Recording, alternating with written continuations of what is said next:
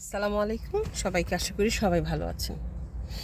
যে কোনো সম্পর্কে একটা নির্দিষ্ট সীমারেখা থাকা ভালো, দূরত্ব থাকা ভালো। কারণ কিছু কিছু ক্ষেত্রে যখন খুব কাছে এসে যায় মানুষ, সেটা আপনজন হোক, বন্ধুবান্ধব হোক, প্রিয়জন হোক, তখন সেই মানুষটা দেখবেন আপনার ভালো দিকের চেয়ে আপনার খারাপ, আপনার যে ফ্লসগুলো আছে, আপনার যে মিস্টেকগুলো আছে, সেগুলোর দিকে বেশি দৃষ্টি দেওয়া শুরু করে। যেমন আকাশের চাঁদ দূরের থেকে কত ভালো লাগে না, ঝলমলে সুন্দর, কিন্তু যখন কাছে নভোচারীরা গিয়েছে তখন কি দেখেছে? দাগ, গর্ত, পাথর।